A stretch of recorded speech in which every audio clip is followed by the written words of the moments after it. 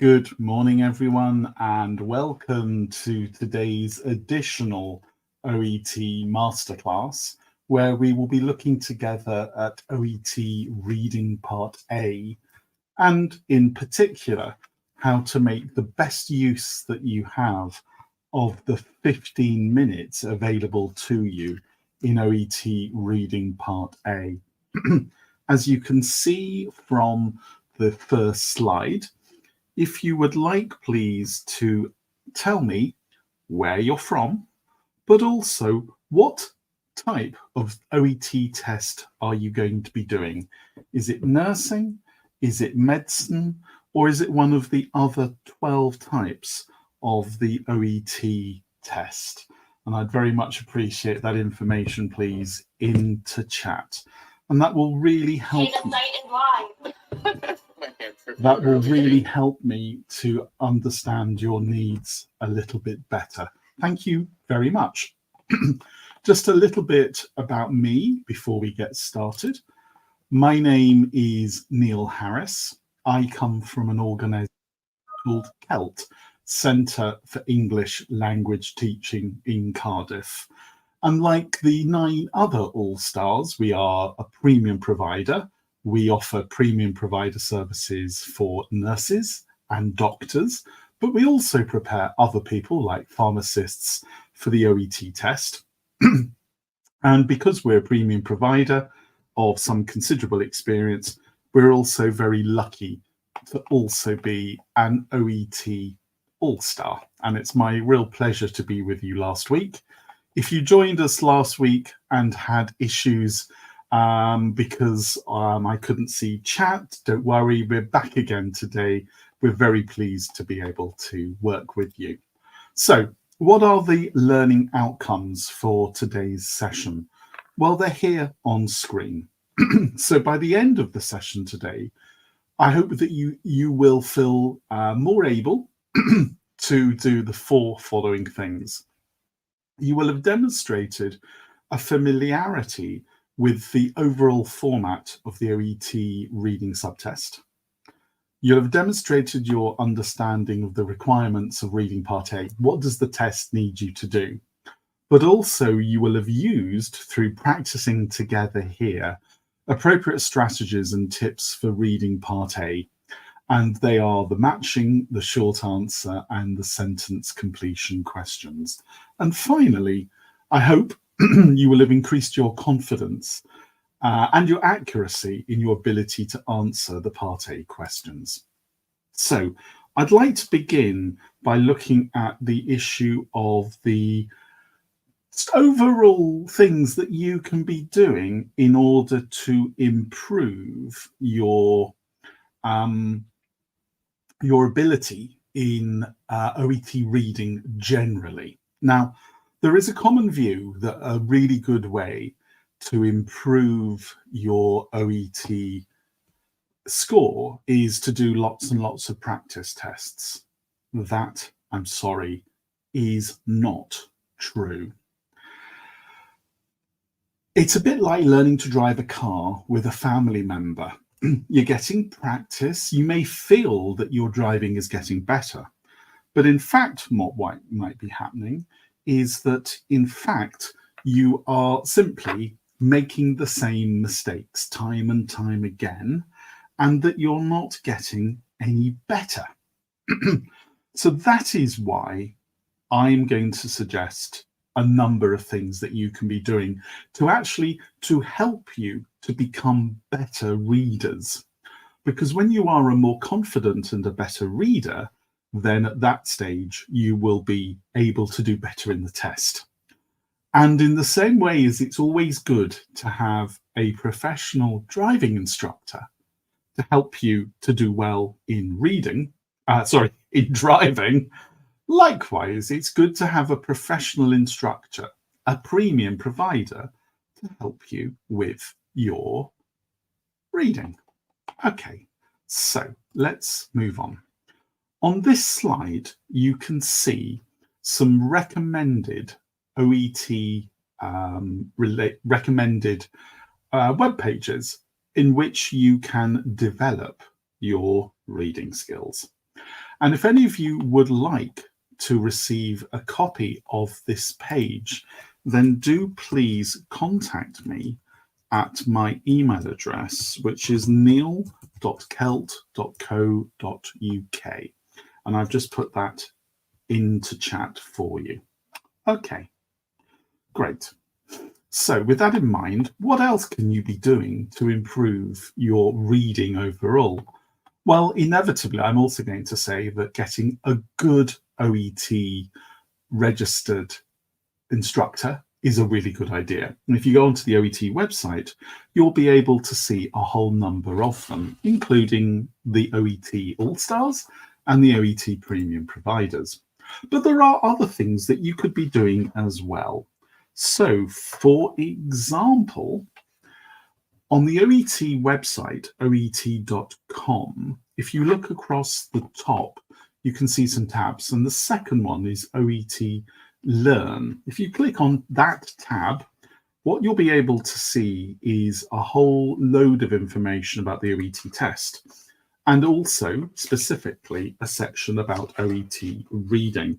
And what you can see on this next page is a screen grab from that particular page. Gives you information about the test. I'll be talking about that myself today. But also there is at the bottom a link here, Prepare for Reading. And here is the grab of that page, where you can see lots of resources to help you with reading. Don't forget, also, there is a page of videos that you can also look at. And the links are down here at the bottom of the page as well. Okay, so let's move on and have a look at the OET reading test overall, the subtest. So, as I'm sure you already know, the OET test is divided into 3 sections.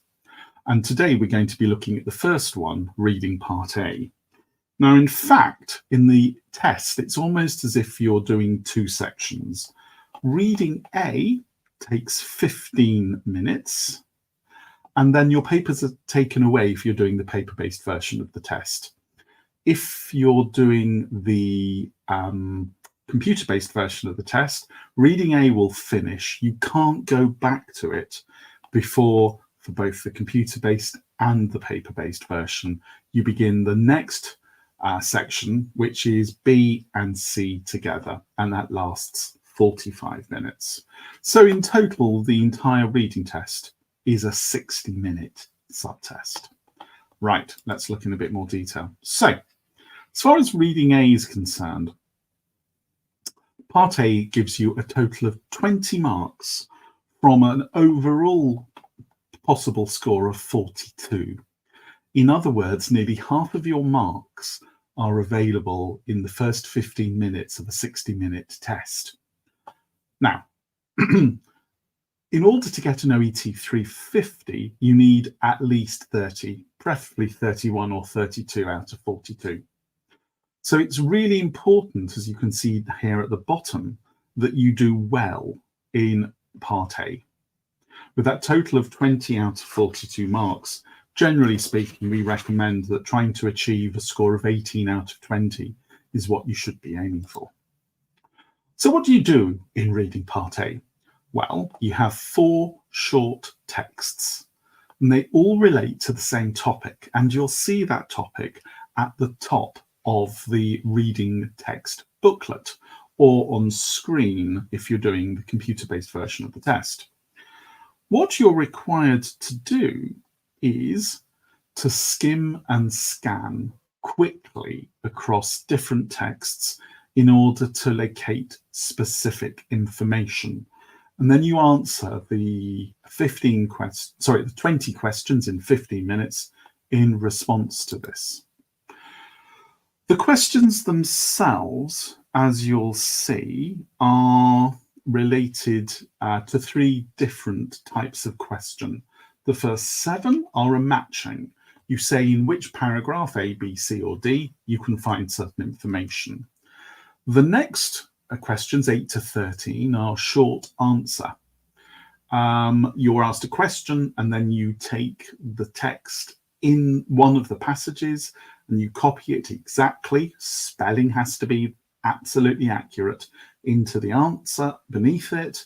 And then for questions 14 to 20, you have a sentence. It's got some information missing in the middle, and you complete that sentence again using the information from the text.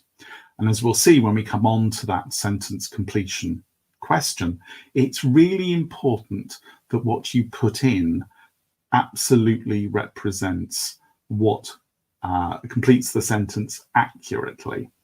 If you've added a few extra words, but within them you have the right words but you've added extra ones as well, you do not get the point. What you add into the sentence completion must make complete sense within the context of the sentence itself. Okay, so it sounds quite challenging, doesn't it? 20 questions, 15 minutes, 4 texts. And you might be forgiven thinking, is that even possible? Yes, it is. And today we're going to show you how. So before we move on, I'd just like to show you what on the paper-based version of the text it's going to look like. And then I'll come on from a question from Omnia Elias asking about the differences between the tests, computer-based and the paper-based. So in the paper-based version, you'll get a booklet.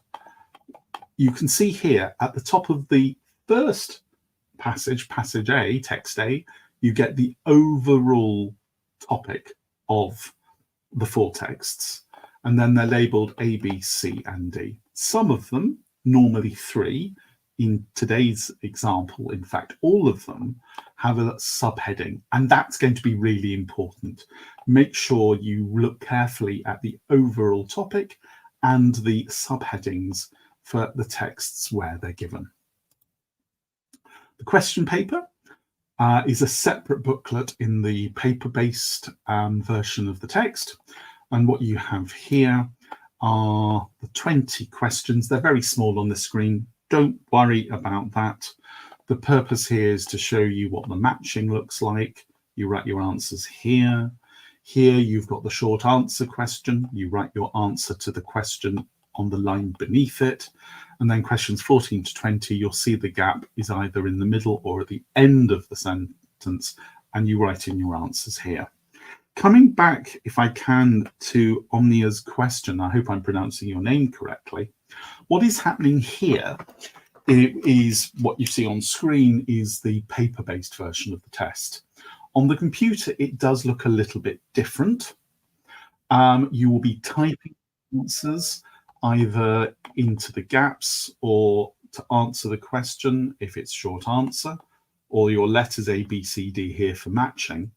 The thing to remember is that it's important to have an idea what this looks like before you go in to do the test on test day.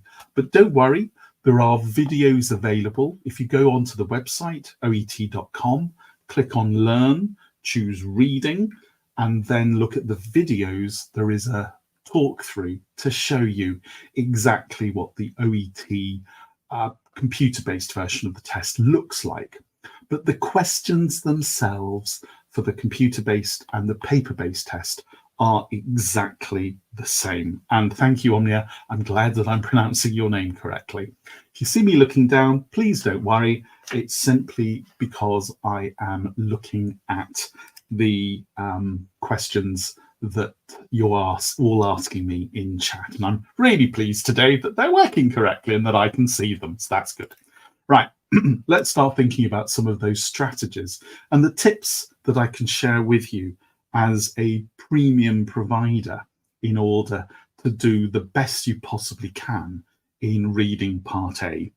Before I move on, I'd just like to welcome the many of you who have been appearing in chat. I can see we have people from many different countries: UAE, India, Singapore, Dubai, Philippines, a couple of you here in the UK like me. Good morning to you all. We've also got the Kingdom of Saudi Arabia, Nigeria, Sri Lanka, Ghana, Kenya, Iraq, Many of you preparing, in fact, most of you preparing for nursing, Bangladesh. Mia is preparing for the medicine exam as a doctor. Good morning to you all. Someone else here from the UK, Diana, good morning. Uttar Pradesh, Rohini coming to us there. So great to have so many of you here today. Right, so here's a quiz for you. And I'd like you, please, to answer this question in chat. You can see here the texts, and you'll notice that I have put into a blue box the headings for the text, the subheadings. So this is my question to you, and this is really important. When you start reading Part A, what should you look at first? Should you read all 4 texts? That's option A. Should you read the questions 1 to 7? Or should you only read the topic and the subheadings? So what we have in the boxes, the topic here, the subheadings just beneath it. So do you think it's A, B, or C? What's the right strategy for starting reading Part A? If you'd like to put your answers into text, I can see that Amma has already answered. Thank you very much indeed, Amma. Let's see what a couple more before we move on. Okay, so we've got a couple coming in now. Gulnaj, good morning, Gulnaj. Thank you for your answer. I'm looking down, remember, because I'm also looking at my... Okay, yes, fantastic. We've got lots of correct answers here. What you should be looking at, and I'm just going to move the slides, is C, the topics and the subheadings. Some people, and I noticed a couple of you have mentioned this in chat, read the texts first. Don't. You do not have time to read the texts in full. You don't need to read the texts in full. Let me put this into context for you. Imagine that you are a busy nurse in an A&E context, and you have admissions coming in all the time. And you have a range of sources of information about someone who's just arrived. You might have a report from the paramedics. You may have information regarding contraindications on medications that you think this particular person might have. You may even have information regarding their medical history. You're not going to read all of them carefully. You're going to find out, what do I need to know? And then you're going to check quickly and work out which of those documents are useful to you. And it's that practice in the workplace that you should be using for reading Part A, reading the topic and the subheadings. Sinan's asking the question, within 1 minute, all 4 texts are skimmed swiftly. Is a minute enough? Don't even skim read them. Just read the subheadings and the overall title. Forget the passages for now. So what do we do when we're looking at those 4 subheadings? If there are 4, usually 3, plus the overall topic. Well, the first thing to do is to look at the topic heading, because that establishes the topic of the 4 texts. When you've done that, look at the subheadings for the 3 texts, which have, usually 3, which have a subheading. If one of the passages doesn't have a subheading, look at it really quickly, 10-15 seconds, and ask yourself, what's the purpose of the document? What's it for? And who is the intended reader? And it's useful to have that in mind. Why is the text written? Who is the intended reader? Also for the 3 passages where you have a subheading, because that's going to guide you when we come to looking at answering the first 7 questions. Okay, good. Ida, is confusing as the same, you say in chat. I'm not quite sure what you mean by is confusing as the same. If you'd like just to give me a little bit more information, Ida, in chat, I'll try and answer that one for you. Okay, so here are the 4 subheadings that we have for the texts in the sample test that we're looking at today. And I'll just pause to let you look just at the headings for A, B, C, and D. And I'll pause for a few moments there.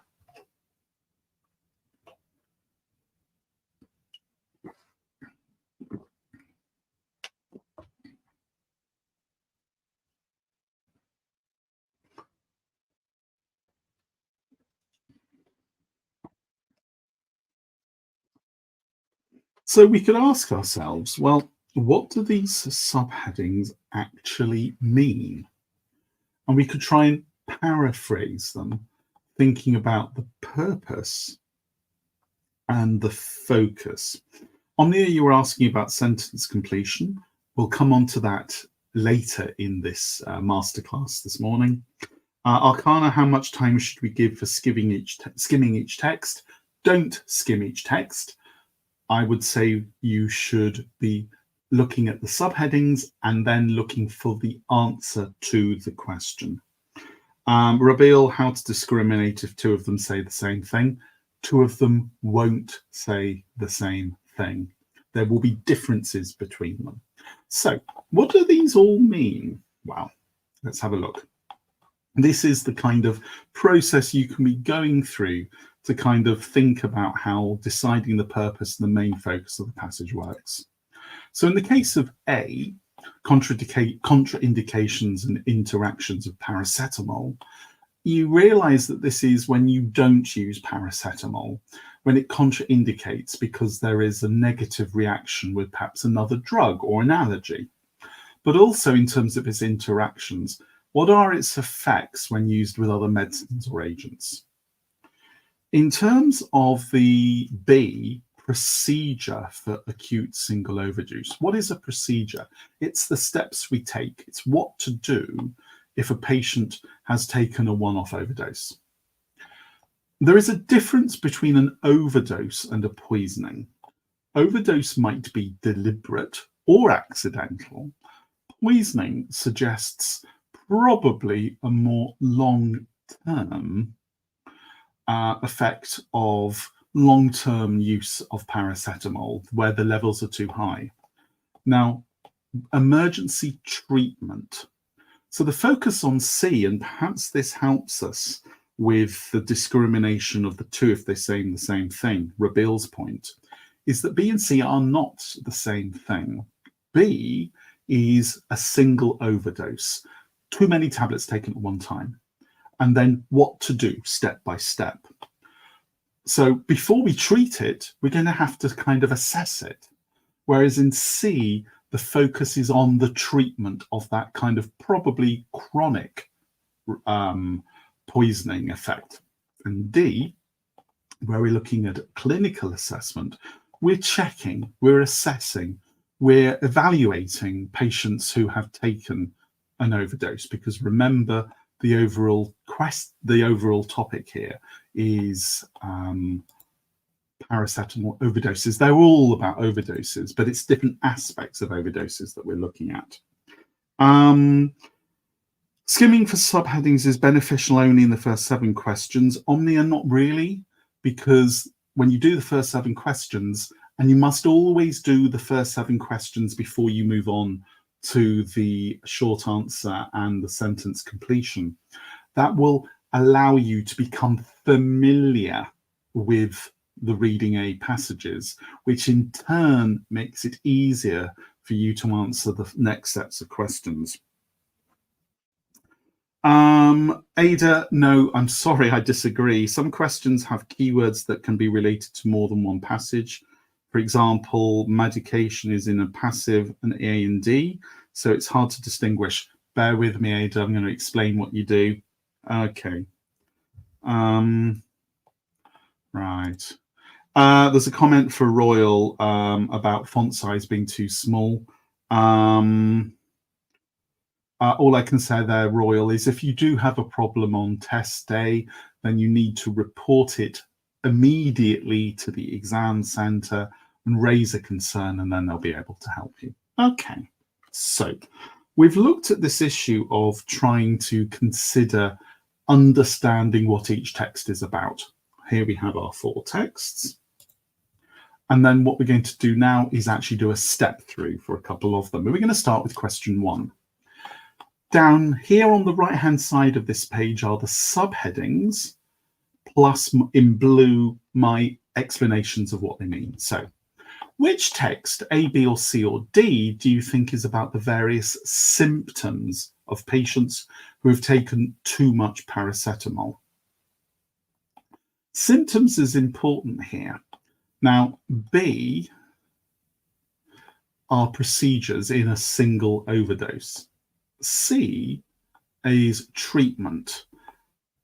What we're looking at here is symptoms, which seems probably to relate well to, I think you'd agree, D, because when we assess a patient, one of the earliest things that we do is consider their symptoms in order to move towards some kind of diagnostic response.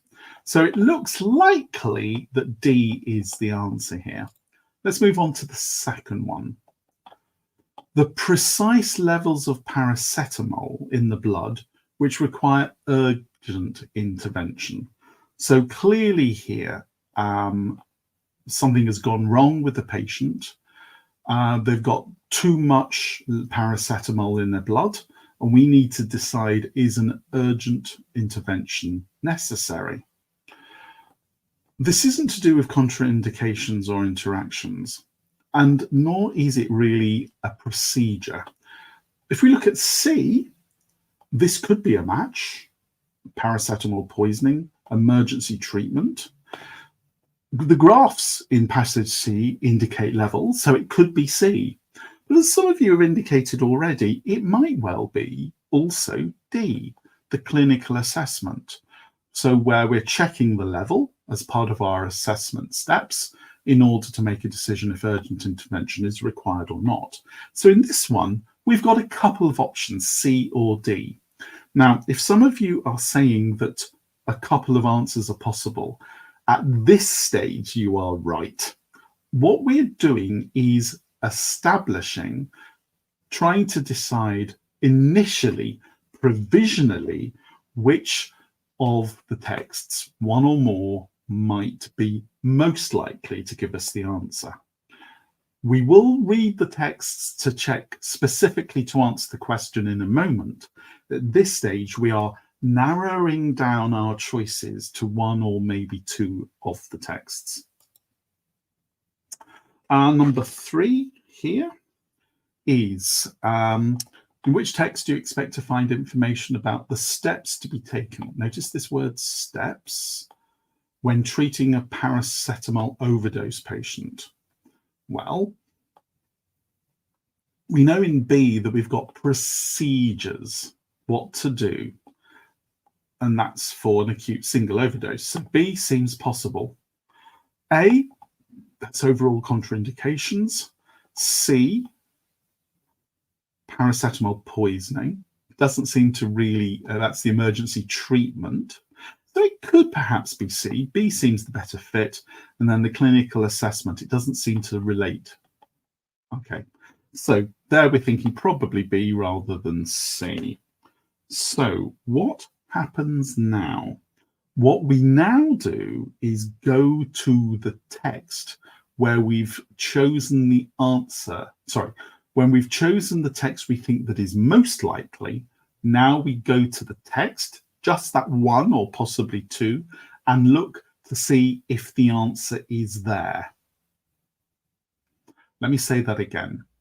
First thing we do, questions 1 to 7, we look for the one or possibly, if we're less sure, two texts which seem to be the best fit.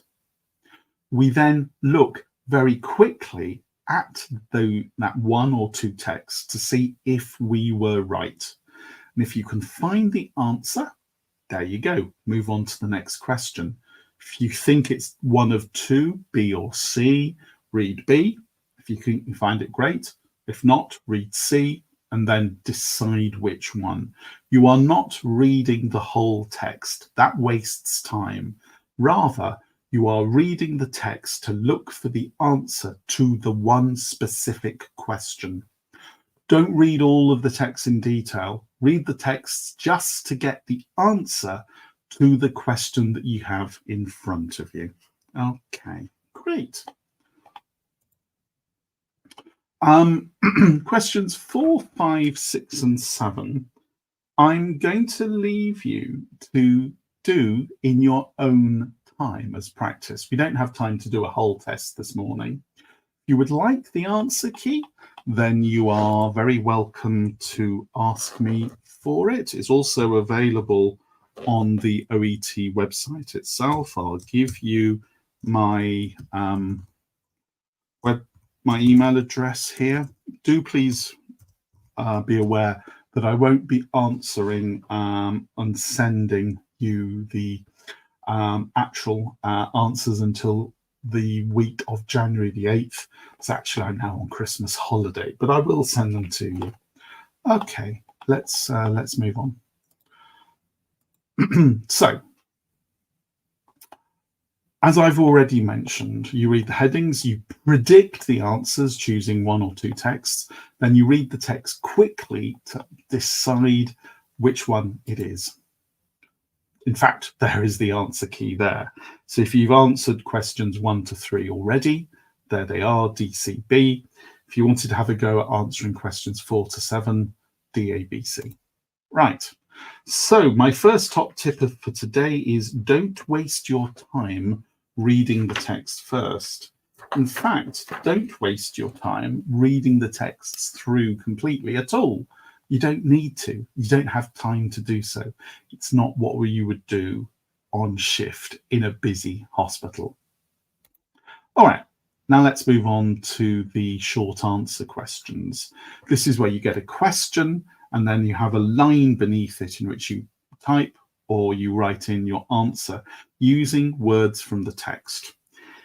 It's really important that you do questions 1 to 7, the matching first. That is designed to give you familiarity with the passages. Then you can tackle the next questions 18 to 30 with more confidence. Okay, so this is what it looks like. How do you go about answering a sentence completion question? Well, we can see our questions 18 to 13 here. Underline the keywords in the question to understand what are you being asked to look at. Then, like we did for questions 1 to 7, ask yourself, which text is this in? Is it A, B, C, or D? Also, from the question, try to predict the meaning of the word or phrase from the context. Are you looking for a symptom, a body part, or a measurement, for example? We'll have an example of this in a few moments. And if you like, you can also predict the kind of word you're looking for. Is it a thing, a noun? Is it a describing word, an adjective, or is it a number, for example? So here are 4 tips on screen to do with sentence completion questions. Which one of the tips here do you think are good tips? And you can answer, if you like, in chat here. Do you think the first one's a good tip? Underline the keywords. Predict which text will give you the answer. Predict the meaning. Predict the word class. Should you use some or all of these tips? What do you think? A couple of questions that come into chat that I'll answer before you answer the question on screen. Is this for OET nursing? Rahini, the reading and the listening tests in OET are the same for every type of test. Reading, nursing, medicine, pharmacy, veterinary science, and so on. So all of the tips I'm giving you today are relevant to whatever OET test that you're doing overall. Okay. If you're getting a score of around 12 to 15, then you really need help to improve your OET score in reading part A. Remember, we're aiming for a score of about 18 out of 20, because that'll take the pressure off a little bit in parts B and C. Okay. Now, some of you are coming up suggesting the first tip's a good one or the second tip. In fact, they are all good tips. You should do all of these when you're thinking about the sentence completion and, in fact, also the short answer questions. So let's have a look. In the first one, here is the question. Here are the keywords that I've underlined, and here are the answers. So on the right-hand side, again, the subheadings, and in blue, my ideas about really what they're about.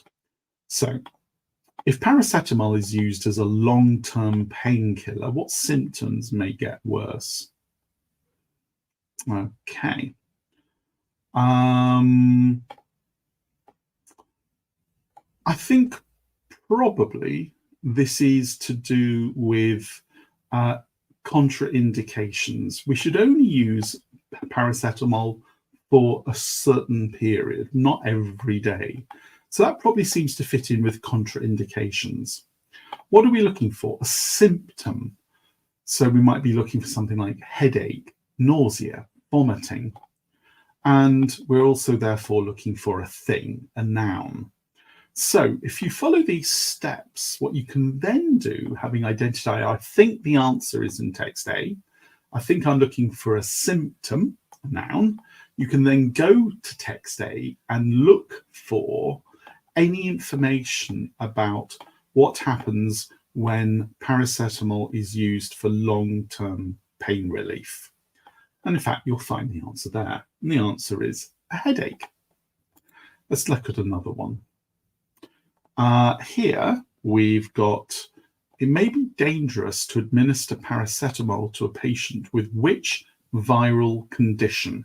Okay, so in what circumstances is it a bad idea to give a patient paracetamol? Well, that seems to be A again, doesn't it? Because we're talking about a contraindication.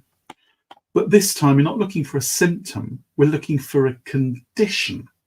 What kind of condition might lead to jaundice? Well, our medical knowledge tells us that it's probably related to something to do with liver disease, liver failure, jaundice. Oh, sorry. Yeah, it won't be jaundice, but it'll be something that leads in a patient who already has jaundice. So we look here. It might be A, or it might be D, the clinical assessment. And in fact, we discover the answer in text D is acute liver failure. So notice here, we're not having to read the whole text. And I come back to the point again, never read the complete text. Read for specific information. Read for a particular condition with a patient who has jaundice. And that way we will speed up our reading time. Okay, right. If you'd like to try a few more of these, again, we haven't got time to go through all of them. You're very welcome to contact me on the email address on screen. I will respond after my Christmas holiday in January, or you can actually also check the answer key in on the OET website. Okay, right. Now let's move on. In fact, there are the answers there as well. Okay. So my next top tip, we've already seen the first one. Here is top tip 2. There will be key clues in the questions, the kind of word you're looking for, the type of information, but also the word class, noun, verb, adjective, that will guide you to what you are looking for when you read the texts to find the answer. Yes, we can again narrow down our choice based on our new familiarity with the 4 texts. We got that from the matching exercises, but we've got this additional help so that we can read more quickly. Okay, now we're moving on to the third and final type of question, which is the sentence completion. Here I've got 2 questions for you. You can answer them together in the same line for in chat. So I should use the same tips for short answer questions when I'm doing sentence completion. Is that true or false? I need to make sure my answer fits the gap in the sentence completion. So I need to look at what comes before the gap and after the gap to make sure it all fits together. For those 2 questions, is it true or false? If you'd like to answer the questions in chat, so you might put TF, FT, FF, TT. Answer the 2 questions together, please. Makes me able to understand better which questions you're answering. And if you'd like to put your thoughts into chat, that would be great.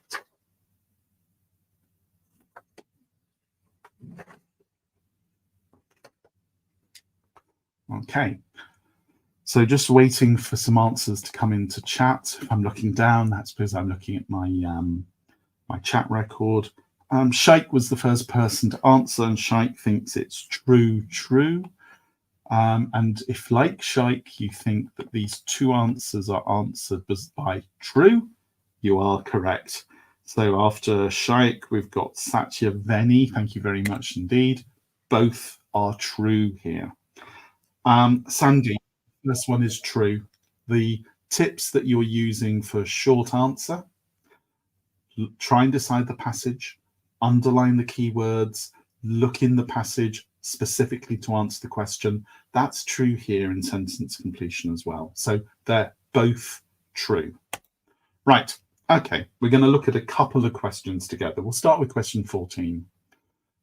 Again, you've got the 4 subheadings and in blue, my explanation of them. At the top, you've got the question, and underneath it, the question again with my underlined keywords. So let's have a go.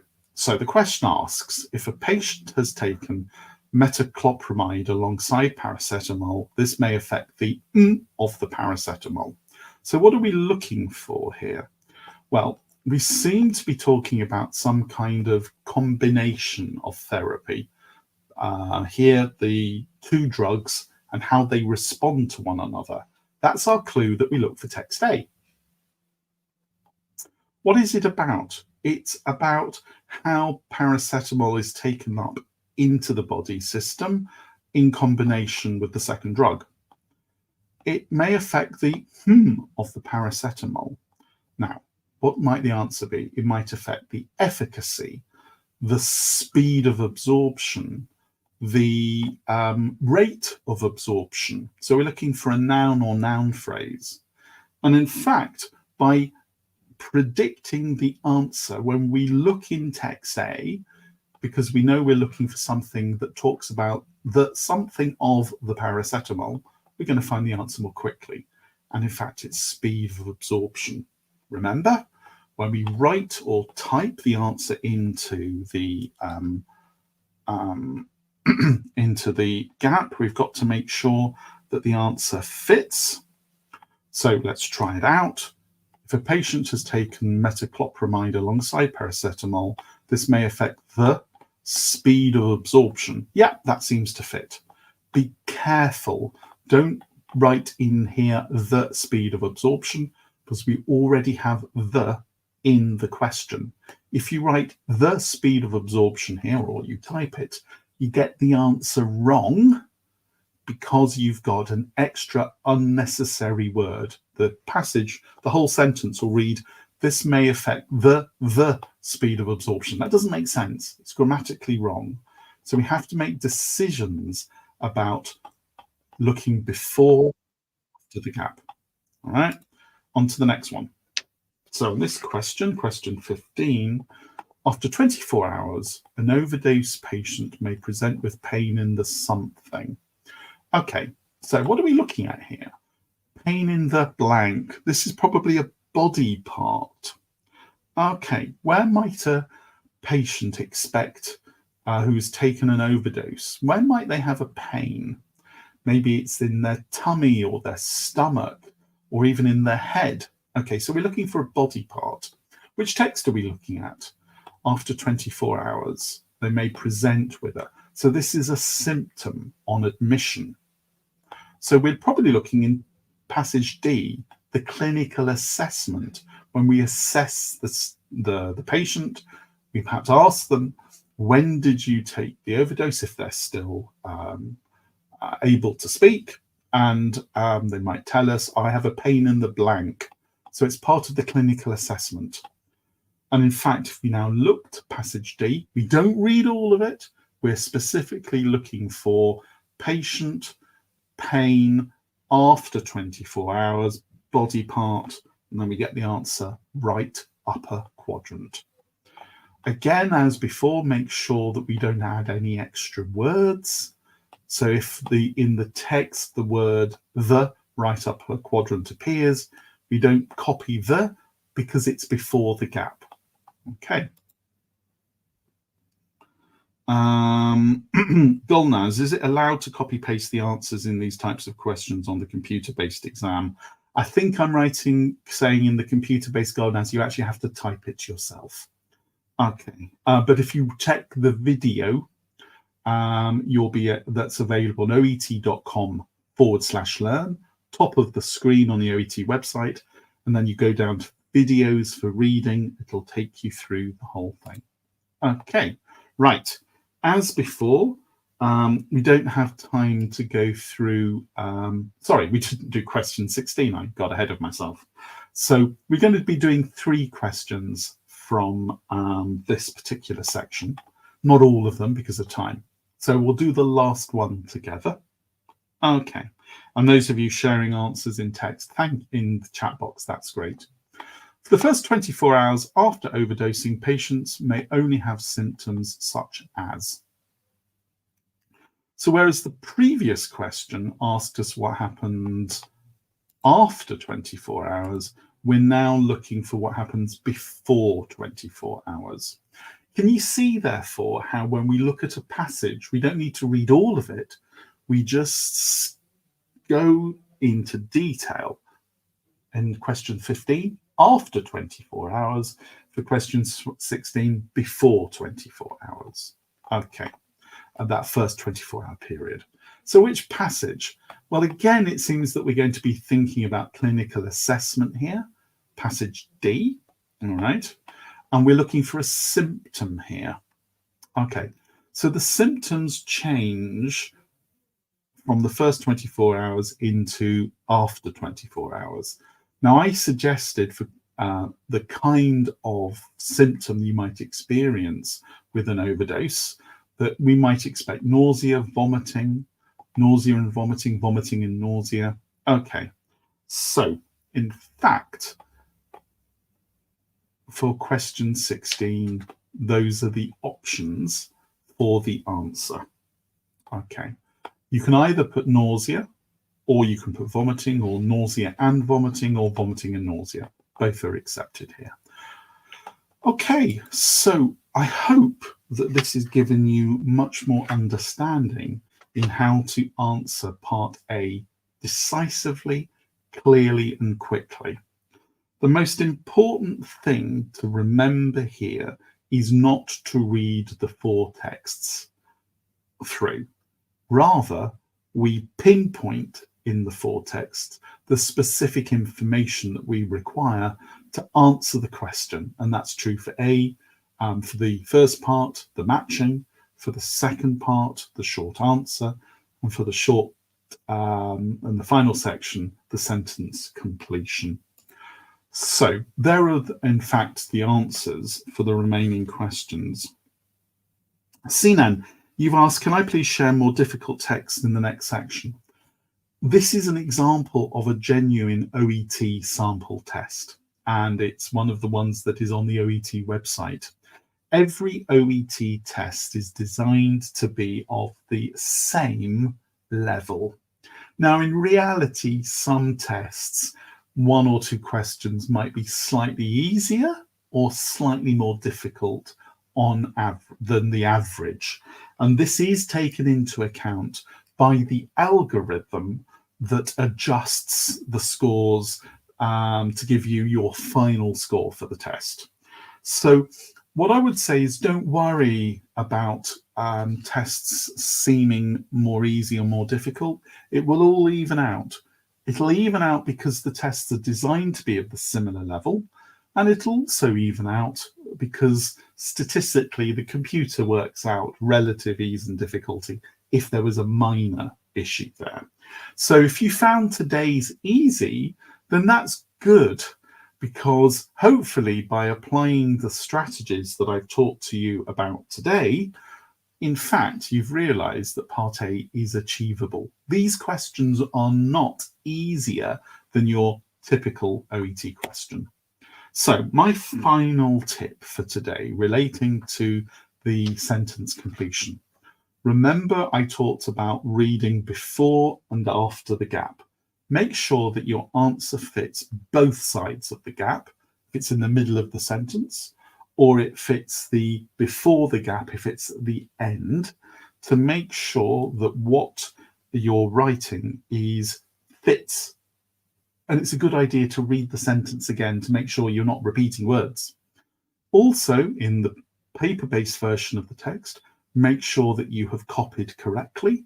And as I think is the case in the computer-based version, make sure that you've not got any typing errors, any spelling errors by mistake, because we have to use the spelling as it appears exactly in the passages themselves. Okay, so, oh, Sinan, thank you very much indeed. Well, sir, actually make it easy. Thanks a lot. It is easy. It is possible to do very, very well in Part A if you follow the strategies that I've recommended here, and if your reading level is at the level of the test. Some people think if you've got an intermediate level of English, B1, that you can just learn the strategies and do well. It's not going to work, particularly in B and C. So do remember it's important to have the right level of English before you pay to do your test. But I'm glad that I've been able to help you to make you understand how to be as efficient as possible in reading Part A. Okay, Onia, you've asked the question, how many points should you get for success? If by success you mean an OET 350, then you are looking at a total of 30 or more marks out of 42. 30 or 31 tends to be the overall score that people who get a 350 require. And I think if you're getting 18 out of 20 in Part A, that leaves you 22 marks. If you've got 18 out of 20, then you need to get 12 or 13 out of 22 in parts B and C. So that's more or less how it works out. Okay. Oh, okay. Himanthi, you're asking what did I mean by B1? So by B1, that's one of the phrases that's used to talk about people's level. So to succeed in OET, you need overall a level of lower advanced. For the UK, your writing score is slightly lower than that. It's more an upper intermediate level, all right? But overall, you should be getting, you should be aiming to be lower advanced before you do the OET test. B1 refers to intermediate, which is 2 steps below. Lower advanced, upper intermediate, B2, intermediate, B1, pre-intermediate elementary, you're not going to pass the OET test. If you're not sure what your level is, don't worry. You can go onto the OET website and purchase OET Pulse, and that will assist you to understand if you are OET ready or not. Mercy, is there any fast ways in getting the answers for filling in the gaps? Do what I told you to do today. Remember that this OET All-Stars will be going into the OET All-Stars library on YouTube, so you can re-watch today's All-Star for me. And of course, there will be all the other 9 other All-Stars that are available for you to be able to check. Omal Barnin, I hope that's correct. Yes, I am from UK, that's right. Sinan, you've asked some gist questions may waste more time to think about, not in Part A, I think. Would you be kind for tipping gist questions? Don't get too worried about gist and specific information. Gist, if anything, is actually OET Part B. I'm not able to talk about that today, but that's okay, because if you're talking about Part B, go on to the OET All-Stars library on YouTube and look for Answering Part B. However, I will be doing a reading Part B, but that'll be a couple of months' time into 2024 as an all-star activity like this one. But for now, I'd suggest go and have a look at the fantastic library of OET All-Star recordings and look for OET Reading Part B to help you with that. Okay, everyone, I'm not sure if you have any remaining questions. Just to give you some additional suggestions for help with reading, if you go on to the OET.com website, learn the second link at the top, then click on reading. At the bottom of the main reading page, there are masterclasses from OET itself about reading. There are general videos, and then there are the OET All-Star videos as well. So that's a good way of being able to find out from the experts, the OET All-Stars, who are all premium providers. There are reading FAQs available on that Learn Reading page. There are practice tests. Today's practice test came from that page. But remember, you can also get help from experts. So we do suggest to help you prepare for OET. If you're if you've got the right language level, but you haven't quite got the score that you need, then you can go onto the OET website and look at the list of providers, and always use, if you can, a recommended OET provider, because we have all undergone extensive training in OET, and therefore we really do know what we're doing. So either OET All-Stars, the 10 of us, or indeed any of the other OET premium providers can help. So here is the website for CELT, Centre for English Language Teaching in Cardiff, where I'm the head of OET. That's the page, www.celt.co.uk/OET. I'll be able to help. And just to finish, Satyaveni has asked, are minor spelling mistakes acceptable in reading in OET? No, they're not. I'm sorry, Satyaveni. You have to take the information as it is spelt in the tests, in the text booklet, and reproduce it exactly for sentence completion and also the short answer in the middle section of the reading test. A lot of people also think that you don't need very good spelling in listening in part A. Actually, you are assessed on your listening in OET listening part A as well. So as a general bit of advice, your spelling needs to be good for the OET test, and for reading it needs to be perfect because you've got the text in front of you. Okay, everyone, so I'll just pause a few more seconds just in case there are any final questions coming in. I will only answer questions about reading part A, as that's what we're here for today.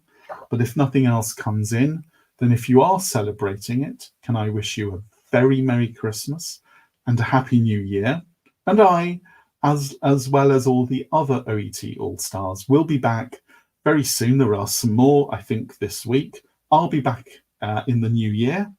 And may I wish you all success in your OET test. Thank you very much indeed, everyone. Thank you. Bye-bye.